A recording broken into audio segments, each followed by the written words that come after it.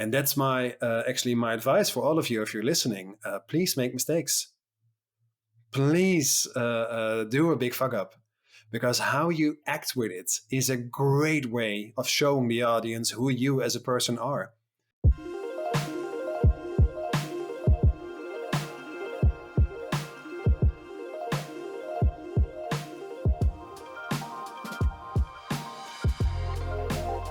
Hey there, and welcome to yet another episode of the World of Presentations podcast, brought to you by us at Presentation Agency 356 Labs, where we not only work on presentations and help some of the biggest brands out there write, design, and deliver truly effective presentations, but we also organize this very, very interesting conference that's called the World of Presentations, Present to Succeed.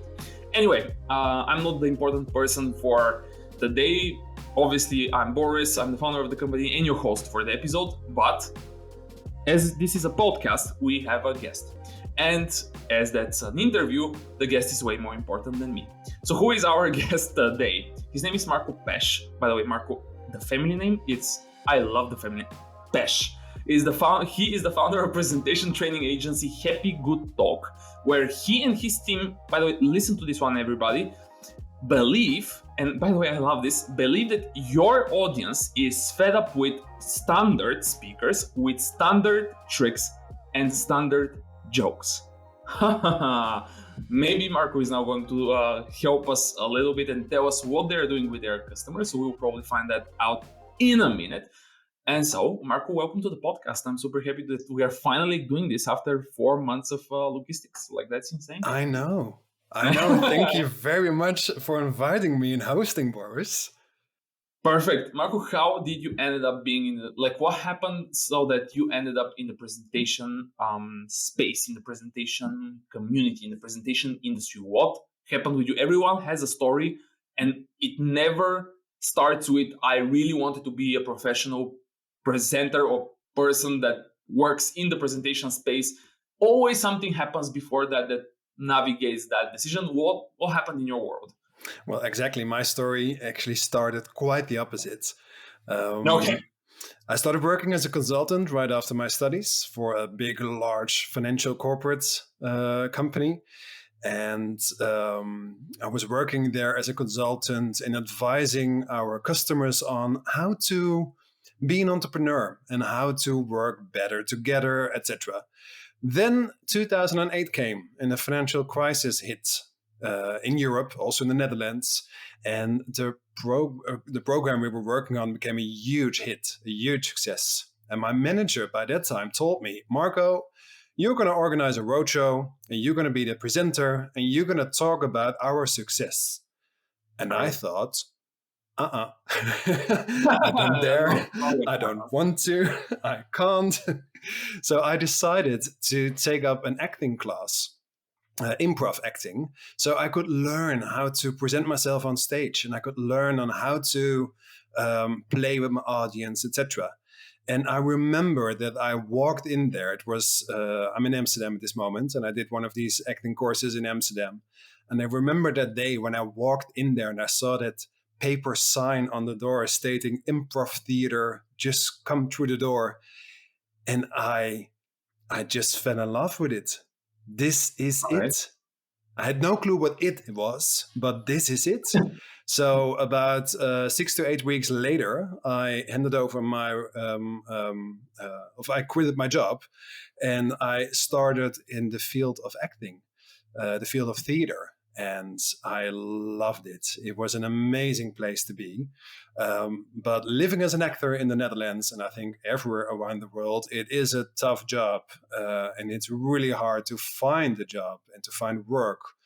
I did it for about 7 years. I could live of it. I did some amazing projects abroad and national. But then I found out that I actually missed something. And that thing I missed was the corporate world, the world where I started as a consultant. And at this moment with Happy Good Talk, I'm actually combining both of those worlds, the corporate world and the performance world of acting. And that's how I became this well, in the field of public speaking, working in the field of public speaking, and I'm actually fully in love with what I'm doing because I've never felt that strong. I can use both of my talents now at this moment, and it really helps me in working, living, doing. Yeah. So you see, one word, the word improv, made all the difference. See what the power of copywriting is? Just one word Exactly. sometimes can make you act. That's Exactly. how it goes. It made me act, literally. Yeah, by the way, yeah, it made you act, by the way. That is also an Yep. interesting part. Anyway, by the way, for those of the people that are going to see the recording, meaning not the audio recording, but the video recording, they're probably going to say, wait a minute, in acting, probably they said to Marco that Boris shouldn't be wearing such a shirt because that's not good for camera. But because it creates this moisture effect or whatever it may be called. But guys, stay with us. Again, it's not me that's important. Listen and look at Marco only, and you'll be fine. I like your shirt, Boris. It looks good on you. So let's talk about our topic. We decided to do something that we haven't done with previous guests, and it's not obviously on our podcast yet. Like there is nothing, we haven't touched on that topic, and that's inspiring speakers. No, you're coming from that world of acting and improv and all of that, and they're in the world, not only in the presentation world, I think, but also in the business world in general. There's not so many, I was about to say so many, but there are quite some people that are great when they go on stage or great when they're on camera in general. For example, currently presenting over Microsoft Teams or Zoom or whatever it is. Like, what are, for example, some of the examples that you like once you hear an inspiring speaker or somebody that you should look for? Who are those names that you think people should be like monitoring? Let's put it this way. Well, if I just look around, there are so many inspiring speakers, and there are a lot of them, but not all of them are known because there is this thing about being an inspiring speaker and being an inspiring speaker that's known. And we see quite some people on stage that are asked again and again and again and again. And as you mentioned, yes, we're fed up with standards. There are quite some inspiring speakers that don't get all of those stages. One example that I think is a very inspiring speaker, and this is a person that is quite a lot on stage, on camera, and is known all over the world. Let's start with an example that everybody knows. I think is Stephen Hawking. Okay. I saw quite some videos of him, quite some interviews. And what I really, really love about Stephen Hawking is when he is presenting, he just gives us whatever he has. And it isn't much. I've seen quite some interviews of him where he is, it's in the last days of his life, where he can't move his facial muscles or eye movements. And we only hear this computer voice, but we still see a very little smile happening. And he just presents it with a way like, this is it, people. You better wait because it's going to take some time for me to formulate my sentences. And if you listen to this interview, you will have breaks of 30 seconds, 40 seconds when there is absolute silence. And then we'll hear this computer voice again with him cracking a joke about the silence. And I just love how he is truly himself in this interview, but also in more interviews on where he shows the audience like, well, this is me and you better deal with it. Yeah. Interesting example. Haven't thought about that one, by the way. It's so authentic indeed. Like I haven't followed a lot of his public appearances, to be honest. But from what I have seen, he really is always very much himself somehow, which is obviously obviously authenticity is super, super important for everyone who is a public speaker or presenter or trainer or coach or whatever. Anyone else that you want to mention here, by the way? Well, there's another example, because if we talk about Stephen Hawking, he's a person who cannot rely on body language, hand gesture, Mm. a beautiful deep voice, gorgeous looking, etc., etc. Another person that can actually rely on those factors and also uses it is, for example, Oprah Winfrey. Yeah. I think she is an amazing speaker in terms of authenticity. But what I also hear her doing is I hear her using all the storytell techniques I know. If she All right. speaks to you, she speaks with so much detail and so much. She really draws you into her story, and it comes naturally when she does that. And I'm mesmerized by all of the speeches I've seen from her, the interviews I hear from her. She really speaks from the heart, and we learn people to use these storytell techniques, but she does it so natural. Do you think, by the way, do you believe that people like Oprah? I think the answer is clear, but still, let's hear it out loud. I don't know. Do you believe that people like Oprah being such a great communicator, and not only her? I'll give an example from the event because I now remind myself about it. Do you think that people like those, not only understand the importance of public speaking appearances and communication? Let's put it like public speaking skills, if you wish. They obviously understand the importance and the power of one speech that they give, right? Yep. How badly do you think they are trained? Like, how much effort do you think they have put in to become such? Because to me, it's absolutely clear that, at least that's just an opinion, I'm sure that she was not born with it, you know? Hmm. But once she understood the importance of it, I think she went all in, or at least invested tremendous effort and resources into becoming what you're talking about. Like, how much training do you think that those people are getting to become so experienced? I think they get a lot of training. Well, yes, of course. When talking about Oprah, but also Stephen Hawking or other inspiring speakers that we know, I Mm, think they definitely get a lot of training. But that training goes beyond public speaking training. mm, I think it has way more to do with who are you as a person? Who do you want to be as a person? How can you show that to the world? How does perception work? I think even down to feedback, negotiation skills, etc. I think they've done so many trainings, but in all of that, and I think that what is also what I learned in the world of acting is that in the beginning you're not born with those skills. You learn those skills, but you learn it and you learn it and you learn it even better and even more until you fully understand what it means, and then you forget about all of it. And when you mm. forget about all of it, you make it your own and it becomes natural behavior. And I think that's what we see when talking about inspiring speakers, is that they made it natural behavior. Yeah. But by the way, reminds me of, for some reason, what you said just reminded me of one of those documentaries that was, I think, on Netflix about the greatest coaches in the world. And one of the episodes was, obviously, not surprisingly for me, not surprisingly for the people that are following the sport of tennis.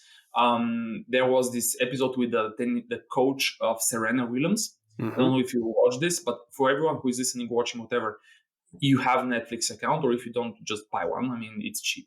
Don't get crazy. So there was this episodes with Jose Mourinho, the football coach, this Mm-hmm. guy, Serena Williams, the coach, her coach, etc. And he was talking about something that was very, very interesting.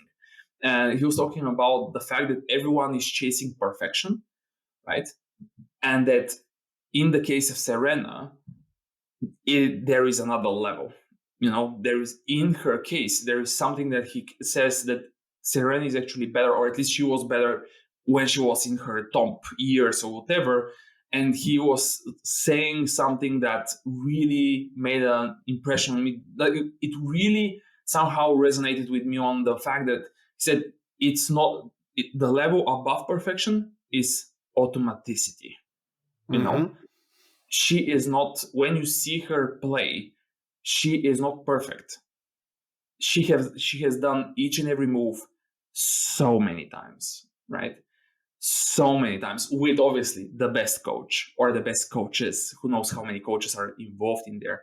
She's on the level of automatic, Yep. right? And that is, when I heard this, I was like, deep. That sounds deep, you know? That sounds crazy. Yep.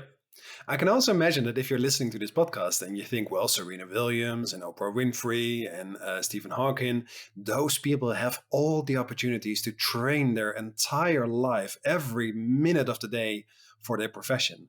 But if you think of it, you as a person, you are also every minute of the day busy with presenting yourself, telling stories, sharing the stage or having an audience. And I think that's really important to know that this, what we're talking about, is not only for the rich and famous or the people Oh, on yeah. the main international stages, but it's for everyone. And public speaking is a skill you're doing every day for your job, in the supermarket, with your friends. It's about telling stories. Yeah. We'll touch on the topic of telling stories. I will just add, I just can't, sorry for that, but there was a quote. I don't know if you know Scott Carman, who is the CEO of Silver Fox Productions. He was actually on the podcast. Silver Fox Productions are a presentation agency in Seattle, based in Seattle. They do some, let's say, very critical keynotes for some tech companies that all of us know and use on a daily basis. Still, we cannot name names, but Scott had this, during the Q&A at Present to Succeed, he shared a story, or at least, let's be honest, I pushed him to tell that story because it's a story that is out of that. But I pushed him to tell the story of one of those executives that is actually so busy that he doesn't even have time for the official rehearsals before a super huge tech keynote, right? That the whole world watches, etc. Like, so busy, and he's like, you think he's trying to be busy, but he really is busy. Like, his calendar is completely full, and it's full with meetings that he just cannot skip. You know, it's very important stuff. And I was like, okay, Scott, but how is he then going to be so perfect when he's on stage? Or it looks like one of the most prolific speakers or great speakers or inspiring speakers out there.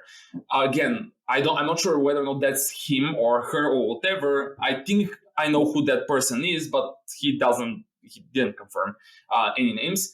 And he said something out of the blue, you know, that, by the way, everyone should hear that. Great speakers are always prepared because they're constantly preparing. And when he said it, I was like, silence, everybody, enjoy it. Now let's move on. Listen, like, great speakers are always prepared because they are always preparing. Yeah. What do you think about that, by the way? What's your think thought? it all comes down to continuous learning. You're never finished. And a woman like Oprah Winfrey, she's never finished. She's still learning. Me, myself, I'm still learning. We're always learning. And I think it has to do the same with preparation. You're always preparing for the next thing. I can definitely relate to it. And I can also relate to it in the field that it doesn't mean that on every corner of the street I'm writing a speech just in case I will meet this one person. But it has to do with me being myself, being my authentic self, me being comfortable with who I am, what I have to tell. And if I'm in that state of mind, it means that I'm always prepared for that big interview that's going to change my life. Bring it on, because I'm ready for it. Yeah. Well, let's go back to, because we said, we mentioned authenticity, we mentioned storytelling, but we just mentioned it. What are is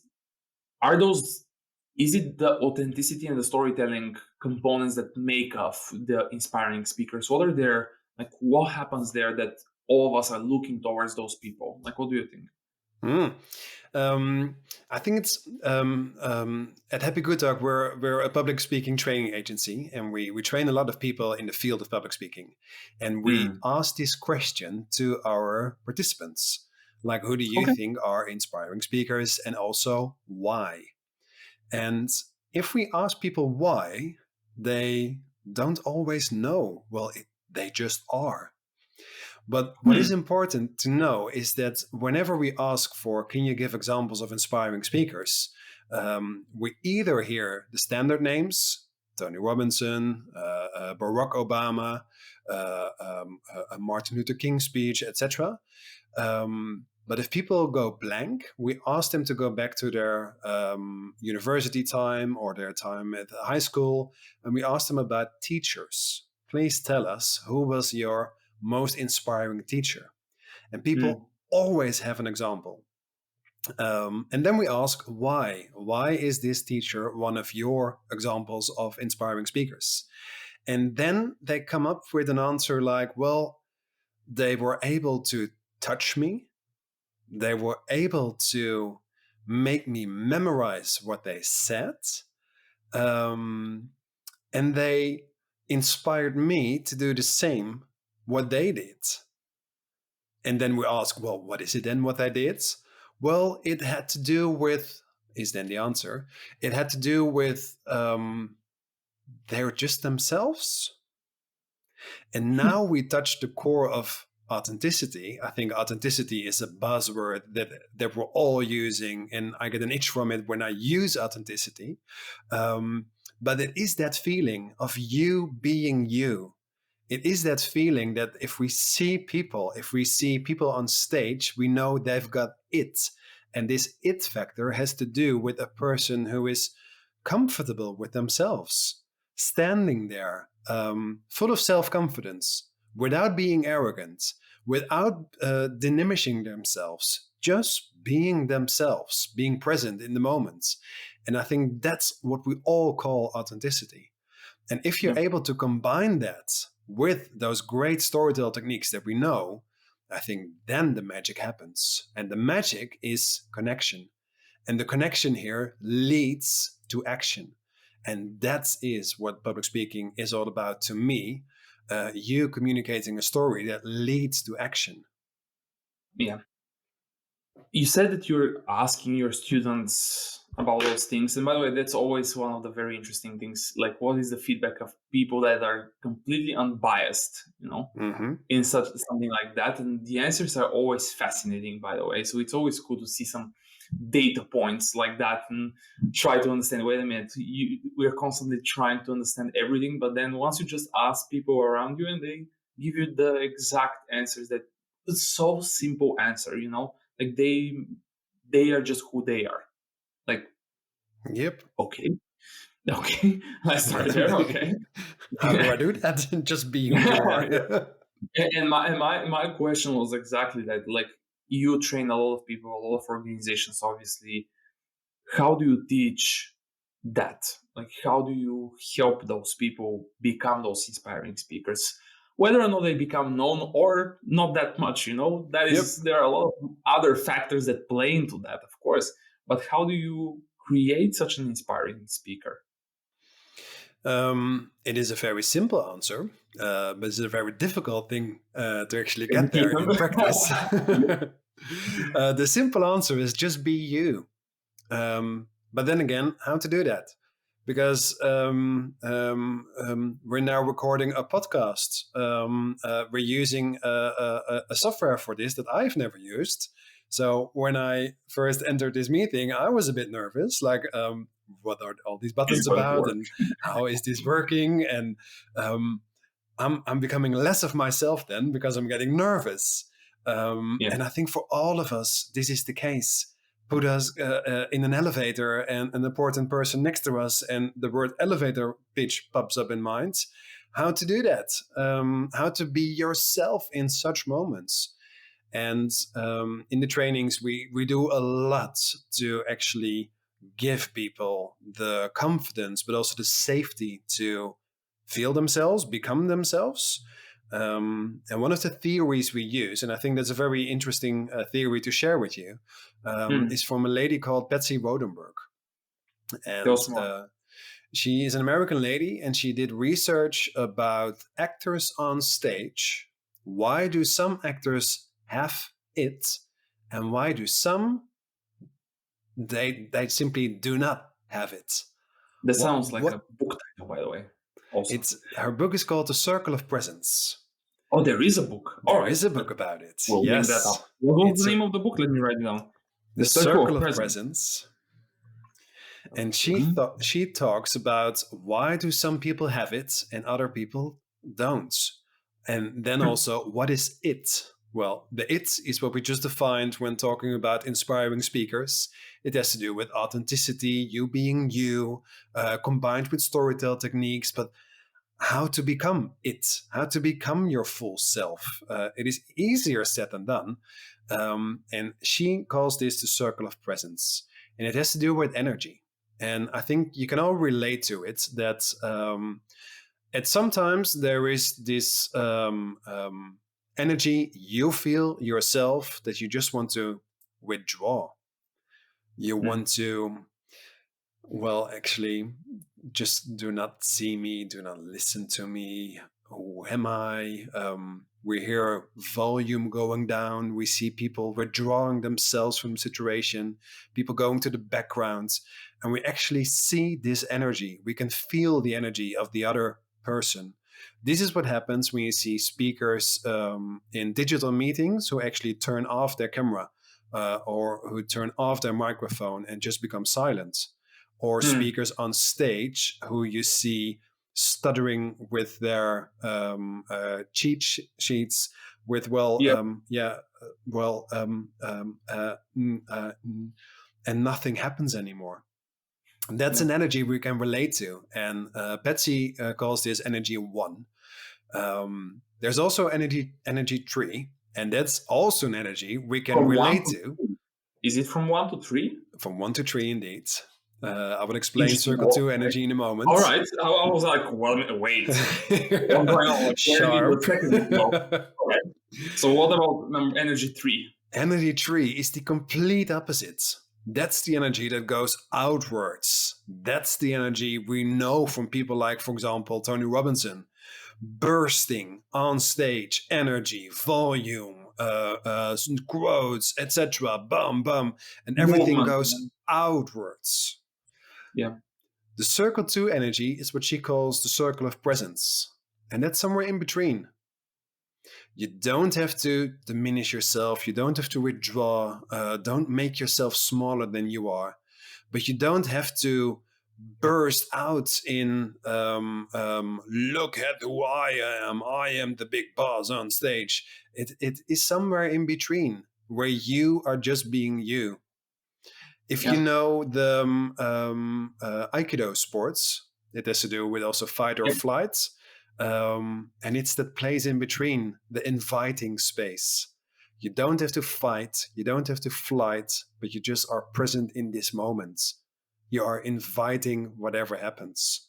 And I think that is, to me, that is the key to authenticity, where you just feel fully comfortable with who you are, what's going to happen, in case there are a very difficult question, non-relevant questions, in case your clicker, if you're a keynote speaker on stage and your battery runs low of your clicker, in case you have a blackout, whatever happens, if you're in that state of mind, in that energy flow where it just is, just let it be, that is where we look up to people. And I think that's a tip. I want to share a tip with you, a piece of advice, because one of the magic that happens if you're in this energy is that you can make mistakes, and it absolutely doesn't matter if you make a mistake. It doesn't matter if you stutter, if you forget the words, if you do something that shouldn't happen. If you're in that state of mind, in that circle of presence, like Betsy Rodenberg described it, it means you can act on the situation. And that's my advice for all of you if you're listening. Please make mistakes. Please do a big fuck up. Because how you act with it is a great way of showing the audience who you as a person are. When I'm in the room and when a speaker makes a mistake, well, now I'm at the tip of my chair and I'm awaiting what's going to happen now, because I'm really curious. What are they going to do? And based on that reaction, I can tell what kind of speaker it is. The mistake itself, well, that doesn't matter. But how they react on it, that matters. By the way, question here. Just thinking about the theory, which sounds, I'll buy the book for sure, because if it's coming as a recommendation, because it sounds like you're recommending this book. Most definitely. And I love physical books. Can it be because you said that, hey, Tony Robbins, for example, is in, let's say, in Energy 3? Was it Energy 3 or? Yep. Okay, so Energy 3.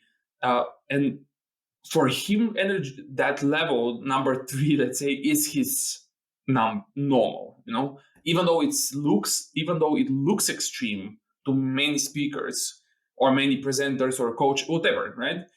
This is actually him, right?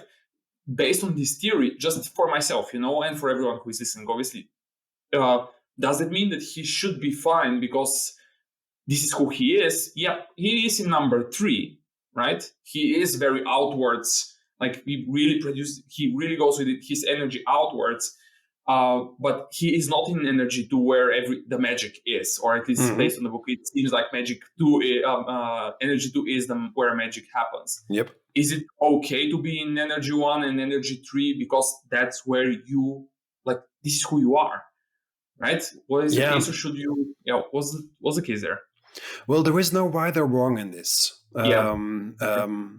Either energy works perfectly fine, but it does have an effect. And that's what we should focus on. And the effect of an Energy 1, for example, people withdrawing themselves, is that the audience pity them. Like, oh, poor you. That is the effect of an Energy 1. Of an Energy 3, like I perceive Tony Robbins, Donald Trump is also one of those examples. What happens there is that most of the audience, they perceive it with irritation. Please don't be that much. Please calm down. Whoa, easy. And it awakens irritation. Circle 2 energy, where the magic happens, it just is. It just happens. It is natural. It is your natural speaking style. And yes, I can tell you, Boris, that, for example, your natural speaking style is different than mine and is different than the persons who are listening, because we are each our own and we each have our own character traits and et cetera, et cetera. And I think with an example like Tony Robbins, we see a difference where he feels authentic, where I feel a connection with that person, or when I feel irritated because it's way too much and it's, whoa, all the show and the fireworks and the extras and the presents and the you name it, where it feels too much. And this all has to do with that feeling. Is it the feeling of connection, or is it a different feeling like irritation? And it has to do with that type of energy. And on top of that energy comes behavior, the stuff you're doing, the stuff you're showing. So we see a lot of different speakers working from within their circle 2 energy, where they are connected with themselves and with the people around them, but they act differently. Some people just like to listen in that type of energy. Other people like to speak in that type of energy. So there's a difference between energy and behavior in there. Yeah, I was about to ask that. If you think about it, even though, like, as you said, in energy level 3, you have, like, it's really too much. You are like, okay, calm down, relax, enjoy yourself, stop a little, right? Calm down. There are still, as you mentioned at the end, there are still people who adore that style of consumption, right? Yep. It works for some people, right? That behavior is acceptable to some. Right, which is also very interesting. Like, humans are very complicated. That's what makes it probably hard. What's also interesting now is, for example, you and I, Boris, we are both in our circle 2 energy now. We are in our circle of presence. And I think if you're listening to this, you're also in your circle of presence, in this circle 2 energy. Meaning, both of us, Boris, you and me, but also the listener, we are now here, listening to what's being said, reacting to each other, communicating with each other. We're not busy with, well, it's 4 p.m, what I'm going to cook tonight. Hey, I still have to do my laundry. We're here in this moment, listening to each other. And that is where that magic happens. And that's what we call authentic. And that's what we tag people with inspiring. That's why when we name people inspiring speakers. By the way, there was something written somewhere about you where it says that you call yourself a comfort, I'm quoting here, a comfort zone enlarger. Yes. What does it mean? That's my job title. I'm a comfort zone enlarger. Yeah. I really thought like describe themselves this way, you know? Yeah. You're the first one actually to see that. Yeah, anyway. So what does it mean? Well, what it means is that I help you enlarging your comfort zone. That's simply what I do. That's what my job is. That's what I'm here for. And with enlarging your comfort zone, what I mean with that is that I expand or enlarge your comfort zone instead of dropping you far out of your comfort zone, leaving you there, and then just walk away. What I love to do is to widen that comfort zone, enlarge it, expand it, so you feel way more comfortable next time you need to do a situation. And what I really like is that when I started this agency and also started working in the field of public speaking, I really thought on how to call myself. Am I a presentation trainer? Am I a public speaking coach? What is it that I do? And I really found out that it has all to do with this comfort zone, and that it is all to do with enlarging. And I think it also has to do with an approach that I personally have, but also other people in my team have. Happy Good Dog has, and it has to do with a very positive approach. And what happens here is that this morning I gave a training and we spoke about this approach again, and it had to do with whatever you water grows. You're into quotes, Boris, so I'll repeat it for you. Whatever you water grows. And that means that if we're giving feedback to students in our trainings, we can either focus on all the stuff that's going wrong and where they're not there yet. So if they score a 4 out of 10, we try to make that a 7 out of 10. But what we like to do is to focus on that what already works. What is it that you do that works already, that's good enough already, where you score yourself a 7 or an 8 out of 10, and we'll enhance that, we'll make it better. And that 7 out of 10 will now make a 9.5 out of 10. And that's an approach that we use at Happy Good Talk. We focus on the stuff that works already instead of, well, that's simply not working. And then that's where we give you feedback on and improve you on those points. And it really works in enlarging that comfort zone because it builds self-esteem and it makes people look on all the stuff that they do right already. Because there is so much focus in the Western world that we're living in on the stuff that's going wrong, the negative parts. And I just love to focus on the stuff that is already there, that is working on the positive side of things. And I think that also has to do with the job title, Comfort Zone Enlarger. I really like to focus on the positive approach. Is there a moment where you get a person to 10 out of 10 and then you're like, okay, now let's focus on something that you're doing bad? or not? I think if we're talking about Serena Williams or Oprah Winfrey again, they're never there. I think there is continuous improvement and continuous learning, and I think you will never be able to reach a 10 out of 10 because there's always something to learn. You're always 9.9999 and you're like, come on, let's move on a little bit more. Then you move on a step further and you're like, no, a little bit more. there is a little bit more. Yeah, got it.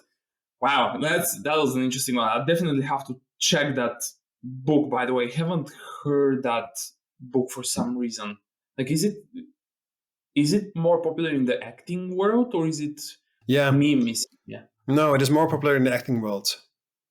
Maybe that's the But key. when we talk about the circle of presence and about these energies, it is applicable to all of the professions, either in the field of acting, in the field of public speaking, but also in the field of, you name it, journalism, for example.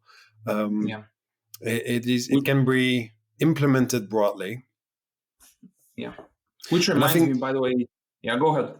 well, this also comes down is what you mentioned in the intro of this podcast, that we firmly believe that our audiences, and myself included, we have enough of all the standards, the standard stories and the standard speakers and all of the standard tricks. And it comes down to, we're fed up with all the things that are the same. We've seen enough standard already. We want to see more of the other. And I think the other has to do with authenticity, you being you, but also representation on the stuff we see. If we ask in our trainings for inspiring speakers, 90% of them are male. I think that's weird. And what we love to actually do is to celebrate all of those other non-conformative and non-standard speakers, either persons or stuff they do. If we speak about the inspiring speakers that we come up with in our minds instantly, most of them are, like I said, male, but also white and also 40 plus and successful and extroverts, and all those things we can play with. I think it's really interesting to see introverted speakers more on stage, to see different kind of speakers. And then it comes down to authenticity again, you being comfortable with who you are, being given the stage, being given the place to speak, where you can share your story and actually learn from other aspects and other sides of a story. Yeah.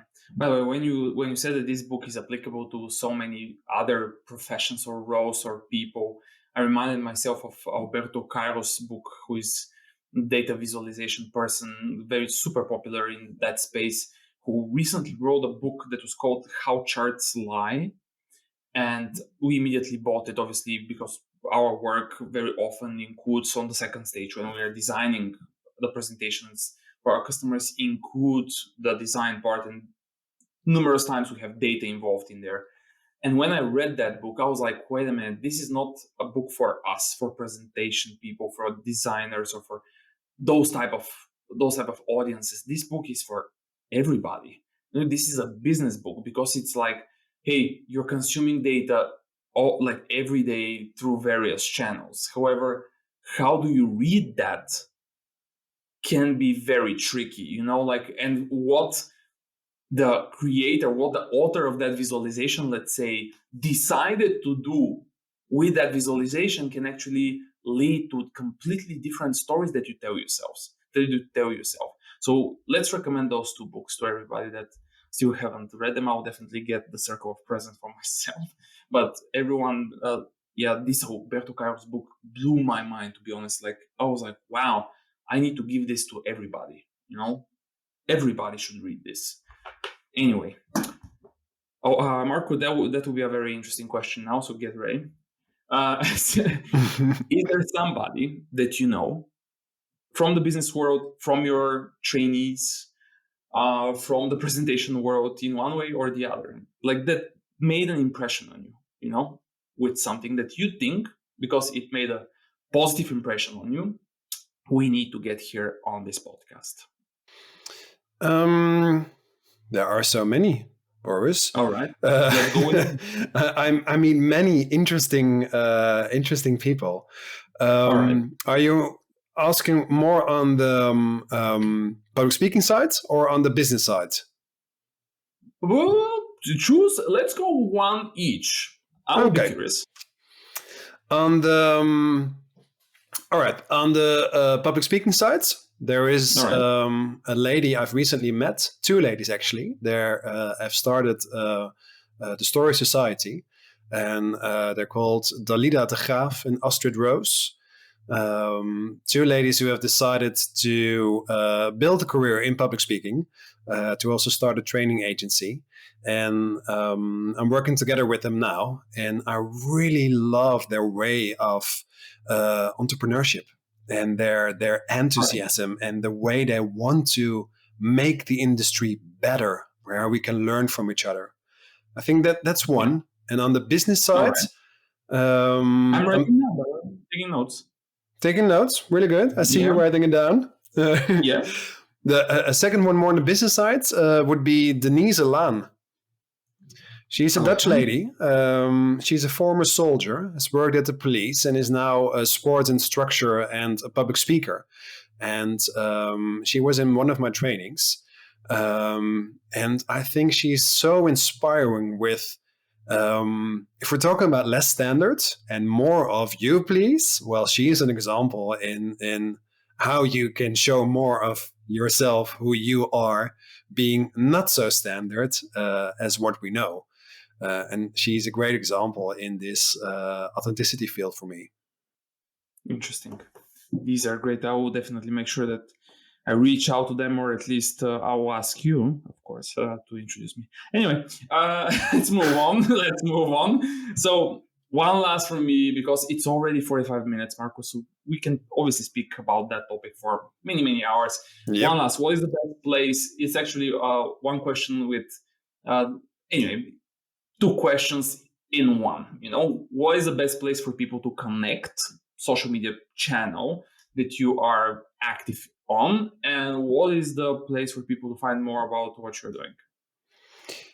If people want to connect, go out on the street and talk to strangers. If they want to connect with me, find me on LinkedIn.